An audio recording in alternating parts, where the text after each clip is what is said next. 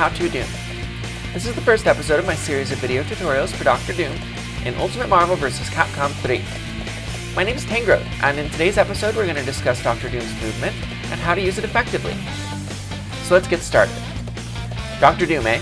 Everyone picks him, and for good reason. He's incredibly strong, both as support and even on point. While, yes, Anchor Doom Syndrome is a thing, SDP is a meme for a reason, and Dr. Doom is incredibly effective in any position. A big part of why is his movement. Doom has some of the best and crispiest movement in the entire game. Now, this may sound strange to you if you're new to the game or new to Doom. After all, Doom can't plink on the ground like, say, Dante, Virgil, Magneto, Sentinel, some of the other characters you may be picking up alongside him. As a result, his movement can seem slow and ponderous. However, as you can see, once you know what you're doing with him, Doom can move incredibly quickly, and this means that he can be a menace in neutral. For one thing, Doom can jump cancel all of his grounded dashes. Though he has a hop-style dash that prevents him from plinking, his ability to jump cancel and tri-dash his jumps means that he can actually move with surprising rapidity once you know what you're doing. Fun to just hop around with him. For another thing, Doom can dash cancel all of his grounded normals. And together with the above mentioned techniques, this can actually give him incredibly strong staggered pressure. Doom's a grappler after all, and a grappler with a tri-dash game is an incredibly scary thing. Dr. Doom is completely incapable of plinking traditionally on the ground because of his hop-style dash. However, Dr. Doom can plink in the air, albeit with some difficulty. You see, Dr. Doom can't plink in the air with H, as his H is Buttergun, which can't be dash or flight cancelled. However, he can plink in the air with L into medium H, which allows him to have some of the best and crispiest movement in the entire game. Doom's plinks are incredibly rapid and an incredibly strong tool in his arsenal. Combined with his rapid ground movement, his dash cancels, and his grab OS game, a good Doom can be absolutely impossible to escape. Dr. Doom's dash cancel game isn't only limited to grounded moves either. He can dash cancel both varieties of foot dive, and this is an incredibly useful tool which can be used to secure hits or just apply pressure even from full screen. Moreover, it's incredibly useful with S foot dive, as this can be punished relatively easily if you don't dash cancel it. With the dash cancel, it becomes much harder to punish on block and much easier to confirm on hit. Dr. Doom truly is a blessed character when it comes to dash canceling all of his moves, and you should take full advantage. Dr. Doom can cover his approaches in a variety of ways. One of the strongest of these is super jump height photons. You can use them to cover your plinks.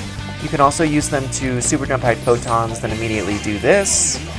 You super jump height photons, and then fly and do it again. Photons are a very useful tool. Another tool in your arsenal is missiles. Now, you don't want to spam hidden missiles, but one or two is essentially a self-assist, which you can use to force the opponent to move in predictable ways, which you can then punish.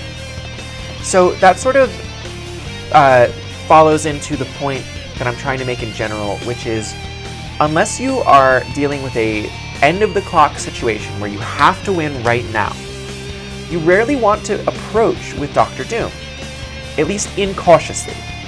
You want to get close because Dr. Doom's option selects are so strong up close, but you shouldn't be panicking if you're at a distance because Doom is still a capable zoner, and he can use his various projectiles to cover his approaches to frustrate the opponent, or to frustrate the opponent and make them come at him. Don't be afraid to throw out a few photons. Throw out a plasma beam or two, and force the opponent to come at you. Then you can grab them and get a kill off any grab.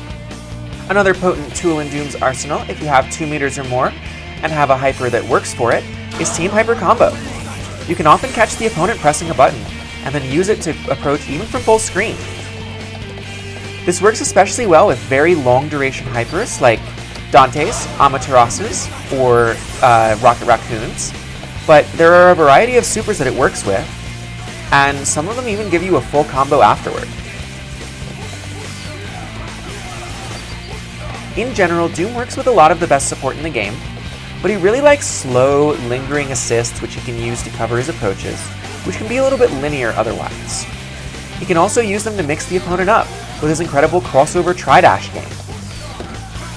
In general though, when picking out a partner for Doom, someone who has a good follow my lead is incredibly strong, and we'll discuss this at length in the team building episode. This has been a quick and dirty overview of Dr. Doom's movement options and approaches in Ultimate Marvel vs. Capcom 3.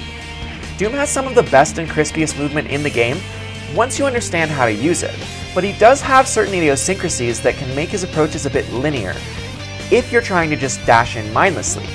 Once you understand how to cover your approaches using his myriad projectiles or assists, his approaches can be downright insane and frustrating to opponents to the point that they'll start coming at you and then you can just grab them and kill them. Once you understand this dynamic, Doom really unlocks, and we'll discuss this further in the future episodes. Next up, we're going to have a discussion of Doom's normals, specials, and hyper combos. So don't miss out, don't forget to like and subscribe. And thank you for watching. Happy Marvel. Bye bye.